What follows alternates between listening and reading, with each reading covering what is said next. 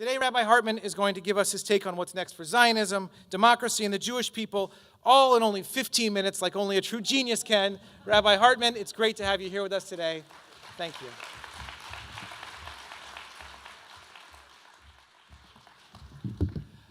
Good afternoon. What's next? We need to put a spotlight on democracy because in a very deep way, Zionism didn't have to think about democracy. It assumed that its democratic principles would be safe. The assumption of Zionism was that Israel would be the democratic homeland of the Jewish people. It would be a place where the Jews could be safe, and it was self-evident that it would run in accordance with core principal democratic ideals and values. And the Jewishness of Israel focused primarily on bringing Jews home. A Jewish state was parallel to an Irish state, a French state, and a Greek state. A Jewish state wasn't parallel to a Christian state or a Muslim state. It was simply the state of the Jews. And as formed and founded by a group of Ashkenazi Jews who came out of Western democracies, democracy was going to be safe. Democracy was going to be strong. What we didn't think about was what will constitute a Jewish democracy. And it's the idea of a Jewish democracy and the need to think about a Jewish democracy that I'd like to put forth to you today. That's what's next. When you assume that you're going to be democratic, and all you focus on are who are the Jews, and basically the central question in Israel is who is a Jew?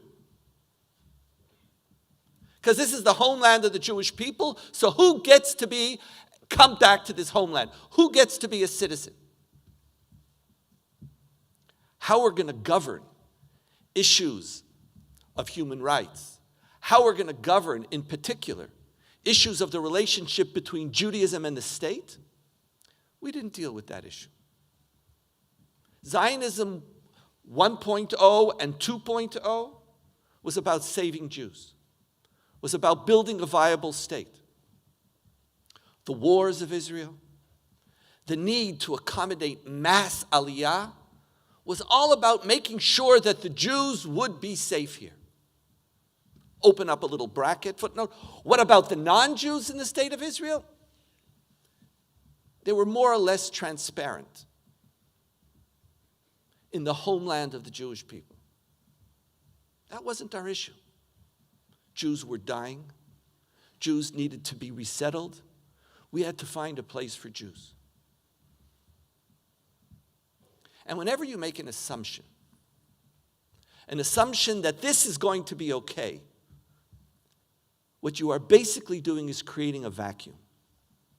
And a vacuum never remains empty. Somebody fills it.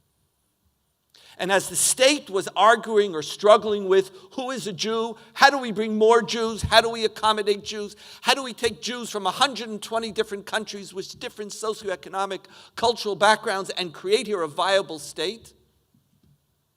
The issue of Judaism, that's tomorrow. And in particular for the vast majority of Israelis who define themselves as secular. And in Israel, secular equals non-religious. Religion is just not my issue. And when religion is not your issue, and you assume that it's going to be fine, there's somebody else who says, no problem, it'll be mine. It's my issue.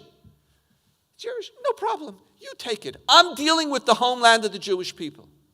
I'm dealing with the larger question, and I'm assuming that I'm the majority. And everything is going to be fine. What has changed? Zionism 3.0 is not merely another phase in Israel's growth. We have to understand that Israeli society today is not the same society as it was 30, 40, 50, 60, and certainly not 70 years ago. It's possible even that it's not the same as it was 10 years ago. First, There is no majority in Israeli society who define themselves as secular.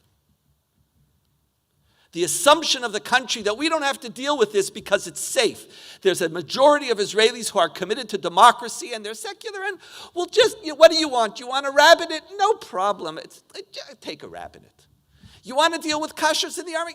No problem. Take kashrus in the army. You want the kotel? No problem. I don't want to go to the kotel anyway. Knock yourself out. You do what you want. It's like, what do I care? It's not my issue. I'm dealing with the survival of the Jewish people. I'm dealing with the big questions of the Jewish people. And no matter what, you're never going to be able to stray too far because you're a minor little coalition partner on the majority. The majority of Israelis today are either Haredi, religious Zionist, or traditional Israelis, Masorti Israelis. They constitute about 55% of Israeli society. The secular community is not the majority in Israel. But the country still hasn't adjusted to ask itself, here, if my safety net was some conception of a majority who would make sure that everything would be okay, what happens when that majority is gone? And even what constitutes a secular Israeli is not the same. Secular Israelis are no longer non-religious. Secular Israelis are becoming more and more Masorti. And by Masorti, I mean, when I do Jewish, I do it Orthodox. I don't do it all the time. I might not even do it that often. But when I do it right. And now, what does it mean? How do we want to run this country? Number two, not only is there not this elite who assumed that they were going to make sure that everything was fine, that they were committed to these core principles. That majority is gone. There's additional shifts. Many people speak about the dramatic potential shift in the percentage of Haredi community in Israeli society. That's not the big shift. The major shift that occurred is the Zionification of the Haredi community. The Haredi community are no longer anti-Zionists. Many of them, and I would even argue a very large percentage of them, are Zionists. They care about the country. They think about the country. And if in the past, the central question was, I'm going to deal with the larger issues and you're going to deal with the smaller issues, and the smaller issues might be a rabbinate or might be a kotel, but primarily the question of each minor tribe was, how do I preserve my own tribe?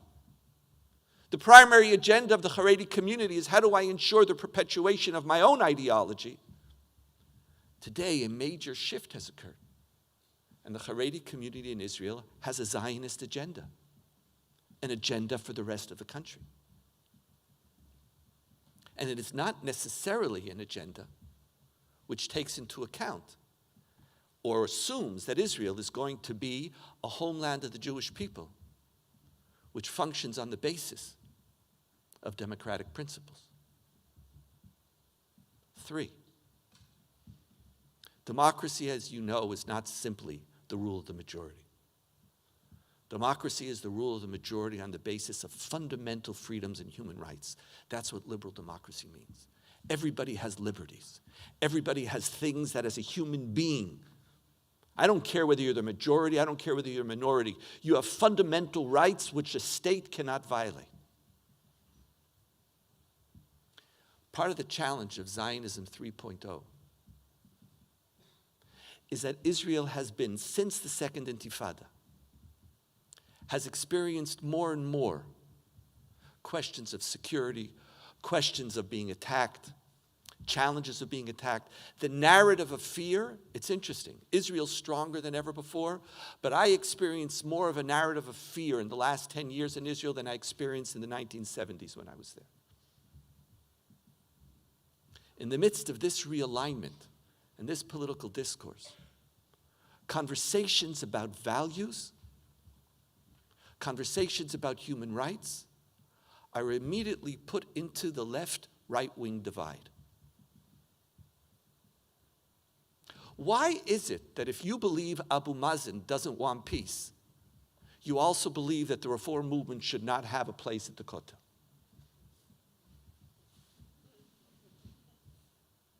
Why is it if you believe that Hamas could take over Judea and Samaria, that you also have a position on whether Elor Azaria was guilty or not when he shot the terrorist? There's a conflation of conversation today in Israeli society, where values, discussion of human rights, discussion of democratic principles is immediately assumed as a left-wing agenda. We don't have, or there does not exist, a majority which in the past said, democracy is on me, the larger issues are on me. 2, you have individual tribes in Israeli society who in the past saw their primary agenda as to preserve themselves and now have a national agenda. And 3, you have a discourse which is making it extremely difficult to put forth questions of human rights. What do I owe? Not just Reform Jews. What do I owe myself? What does a Jewish democracy mean? We know how to be pluralistic towards who is a Jew. In the state of Israel, we don't know how to be pluralistic on what is Judaism. We are willing to accept anybody as a Jew. Anybody whom Hitler would have killed for being a Jew has automatic citizenship in the state of Israel. If you are married to a Jew, if you have a Jewish grandparent, if you were converted by any denomination, welcome home. Just leave your Judaism in Ben Gurion Airport. The challenges of Zionism 3.0 is, what is a Jewish democracy? What does it mean to have a state not just where there are multiple Jews, but that there are also multiple Judaisms? How do multiple Judaisms live side by side? How do I recognize that the issue of multiple Judaisms is not an issue of who is the majority and who is the minority? And just as an ultra-Orthodox Jew or a religious Zionist has a right to pursue their own religious ideology, even if they are a minority, so too do Reform and conservative Jews have such a right. So too, even more importantly, do secular Israelis. How do you want to worship at the Kotel? What type of Kotel do you want to go to? And the Kotel is just an example. What type of kashrus do you want to eat? What type of rabbi do you want to go to?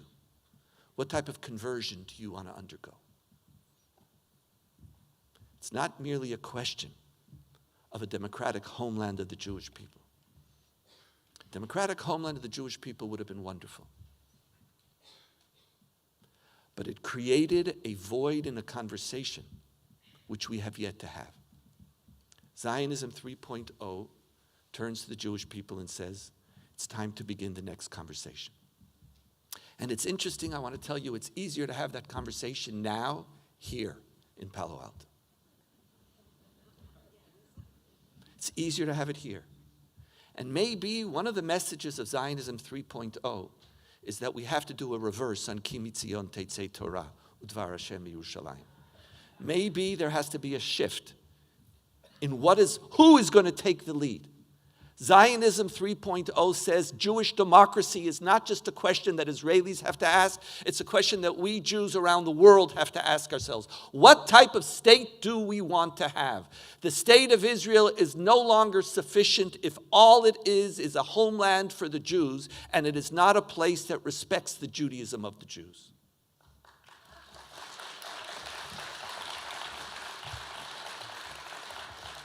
But from here, and with this I'll conclude, this conference is in many ways a prayer. It's a prayer. It's a prayer, first, that North American Jews won't walk away despite the fact that Israel insults you every single day. That's the first prayer. That you'll stay long enough to fight for the Israel you want. That you'll stay, as my father said, and believe that Israel's too important to leave to Israelis.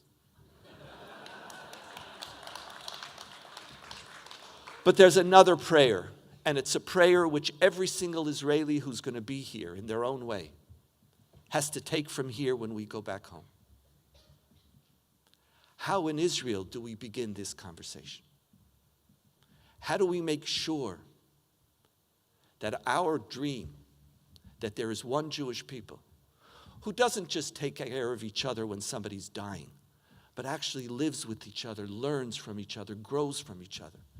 That Israelis will recognize that Jews, both in Israel and Jews around the world, have what to contribute to what Zionism means. A Jewish democracy.